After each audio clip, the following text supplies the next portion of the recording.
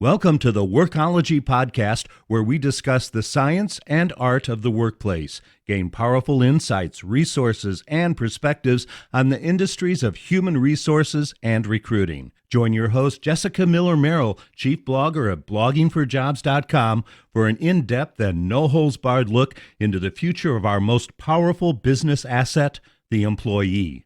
And now, welcome your host, Jessica, with this podcast episode of WORKOLOGY.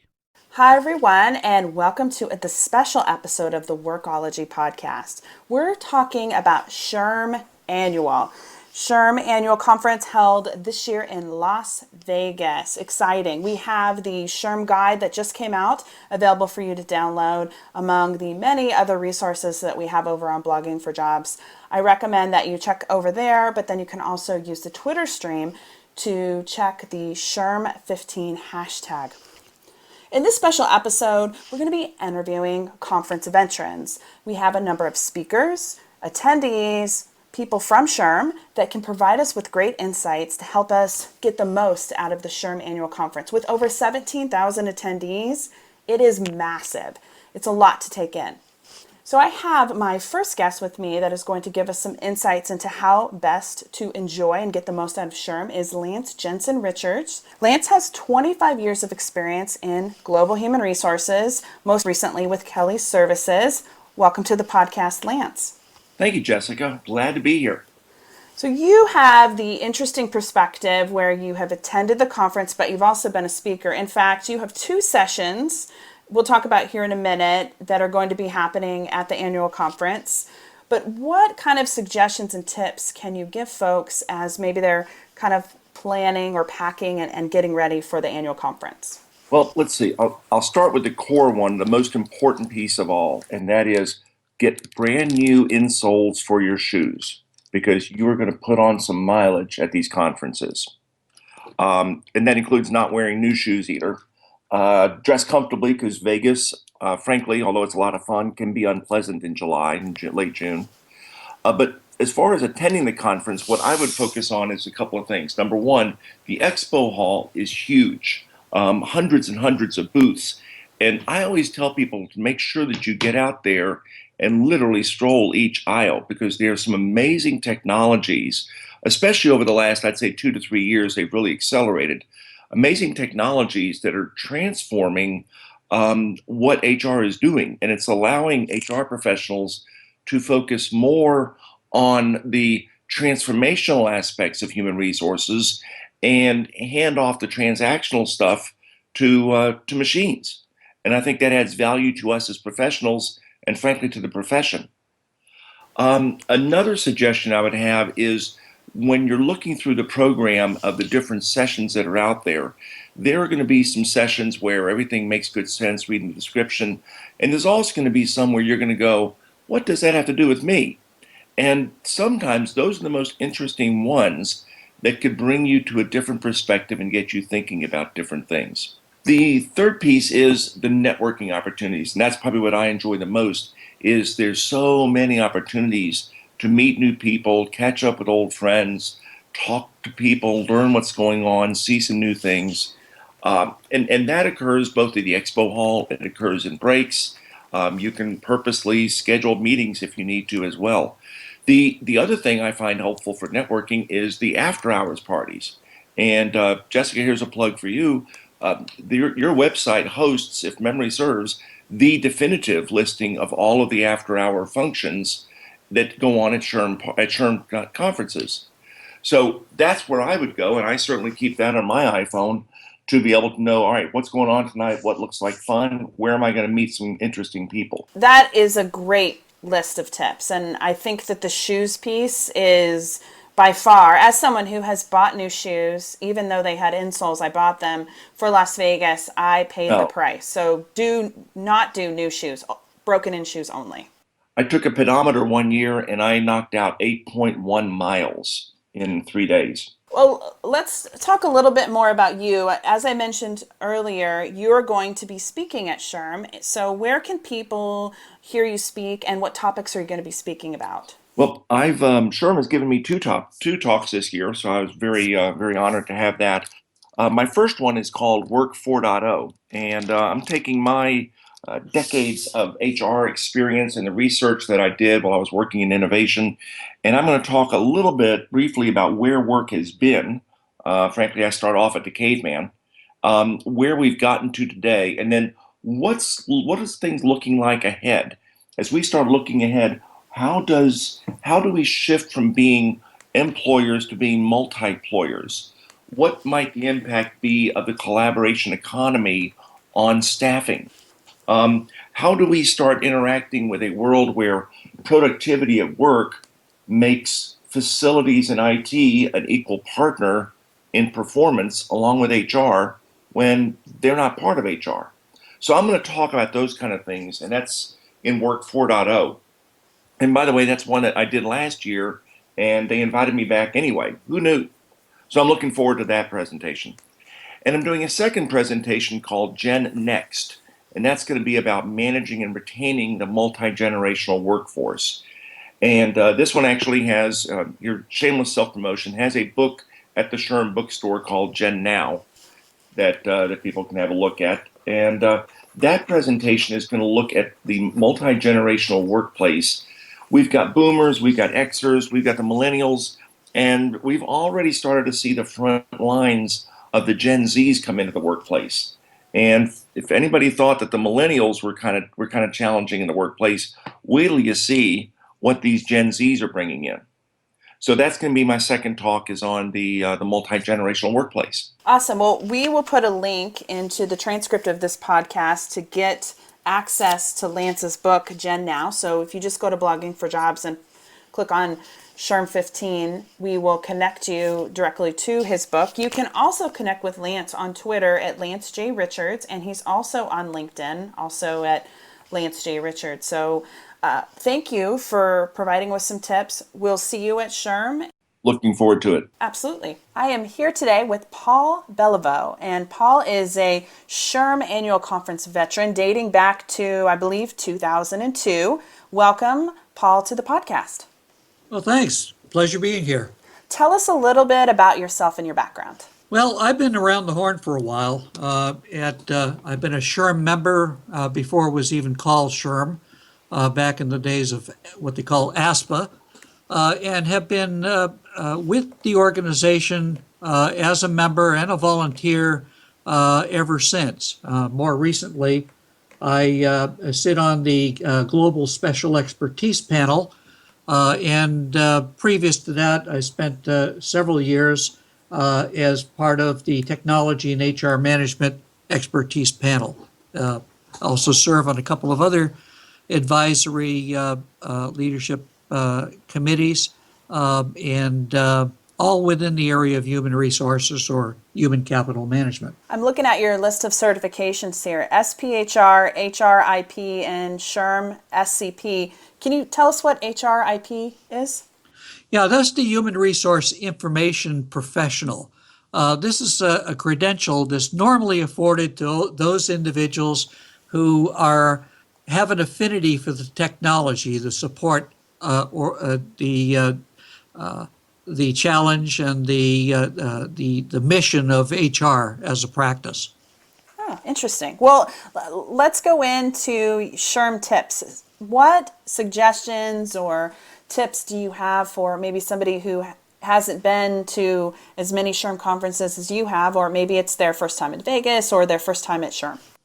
Well, one of the first things I hear from people that I talk to is, I ran out of business cards. I thought I only needed a small handful. My advice is bring many more business cards than you think that you're going to need, because chances are you're going to run out of them, especially if you're into networking, into lots of collegial discussion. Bringing more than enough business cards is going to be a top priority. Also, don't forget your phone charger and or bring extra batteries. Chances are you're going to be using your phone off and on to either check for status of sessions, where the sessions are located, etc. So definitely make sure you have your phone charged and you have a way of charging it throughout the day. I would imagine you'd most likely want to pack and wear comfortable shoes.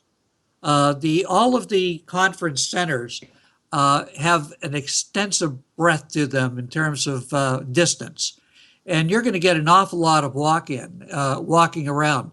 So your Fitbit devices or any of the wearables that you use to measure your wellness programs, definitely bring those along because you'll gain an awful lot of points.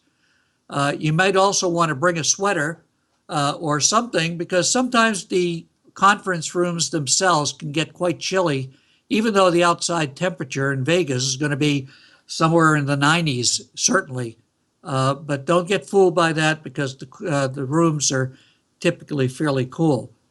The other thing that I would strongly suggest is to do your homework up front by selecting some of the conference sessions you want to attend, but also make sure that depending upon your level of certification that you need, whether you need strategic courses, they don't call that strategic anymore, but certainly if you're at SPC, you'll be needing certain courses in sessions that may be different than the CP designation, for example.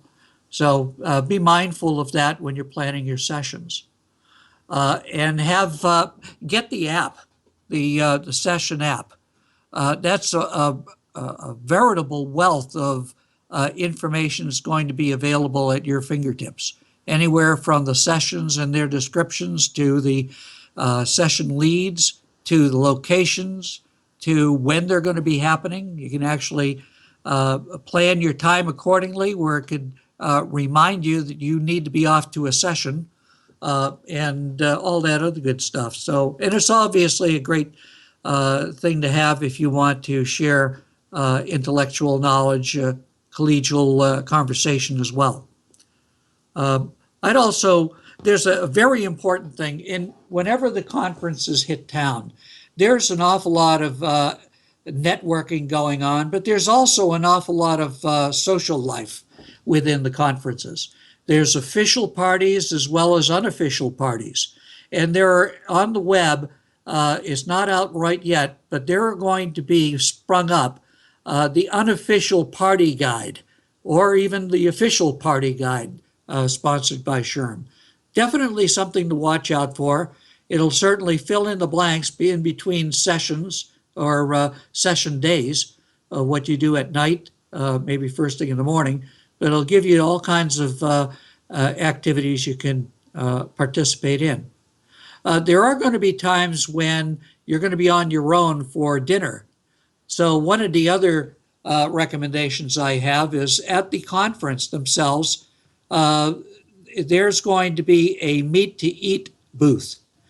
These are sign-up sheets whereby you can actually go to restaurants along with other fellow conference goers and strike up good conversation there, as well as establish lifelong relationships with your colleagues. Those are some that just come off the top of my head, but obviously I practice all of these myself. I personally love the meet to eat suggestion, and I have attended the meet to eat at my first annual conference, and I guess that was 2009. And it was so great to connect with people when I really didn't have any friends who were attending. I was by myself. Well, and that's most of our members, or a lot of our members, do go by themselves. And it could be kind of daunting, especially when you have 17,000 or more people that you've never met in your life, that you somehow need to engage. And, you really need to have an excuse sometimes to go up to a perfect stranger and talk to them. Well, here's the venue to allow that to happen kind of naturally. I love it. And I hope that no one ever needs an excuse to come up to me and make a friend or have a conversation. That's one of the things that we try very hard with all the information and resources that we put out.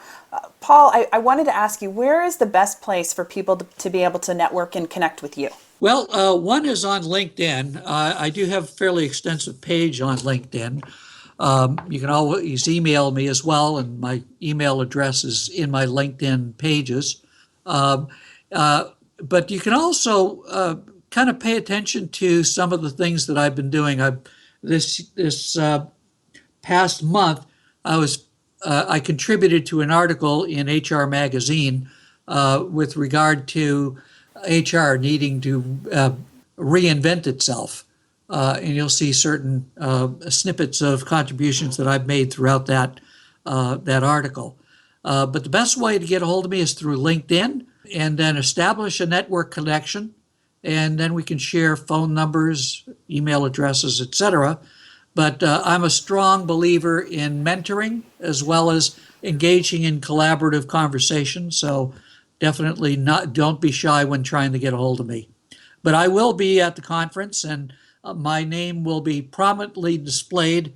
I'll have multiple badges and ribbons as well, so I can be easily identified. Awesome. Well, we'll go ahead and put Paul's LinkedIn profile hyperlink in the transcript of this podcast. If you just go over to the right-hand sidebar of bloggingforjobs.com and put in SHRM15, you'll be able to get all the resources, including this podcast, and then be able to link directly to Paul and connect with him for the SHRM Annual Conference. Thank you so much, Paul, for taking the time today. I wanted to remind everyone that if they wanted to go directly to download the SHRM app for iOS or your iPhone, it was just b4j.co/SHRM15iOS, or for your Droid, it is b4j.co/SHRM15DROID. All right, next up, we'll be talking with more conference veterans sharing their tips and suggestions. And we're back. As part of our special SHRM Annual Conference coverage, we are talking with different individuals who have attended a number of conferences. And I am here with Tammy Grenier. Tammy, hi, welcome to the Workology podcast. Hi, thanks for having me, Jessica. Now, you have been to a lot of SHRM conferences, so tell us how many you've been to and a little bit about yourself. Well, this Las Vegas one is going to be my 12th conference, and it'll be the 4th time that I've done it in Las Vegas. I have been in human resources for over 20 years. Ugh, can't believe it's been that long.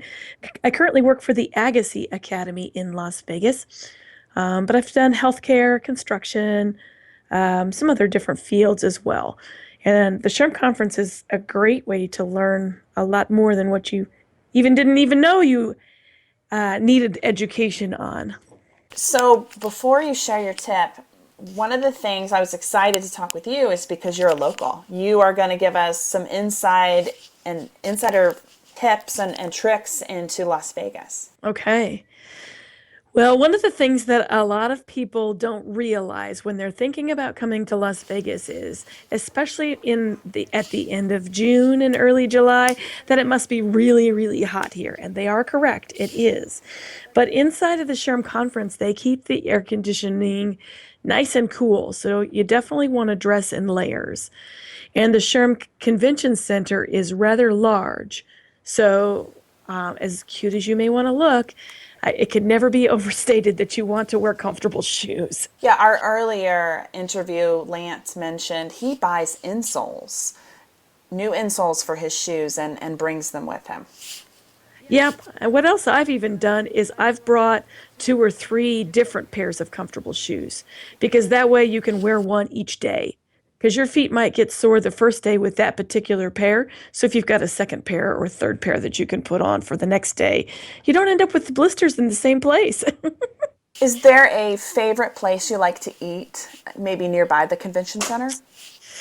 Boy, there are so many restaurant choices. I'm not sure that I have a favorite place.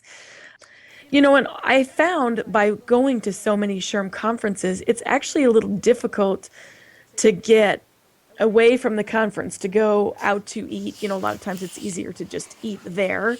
But all of the shuttle buses that are going to and from all of the different hotels on the Strip and all around there.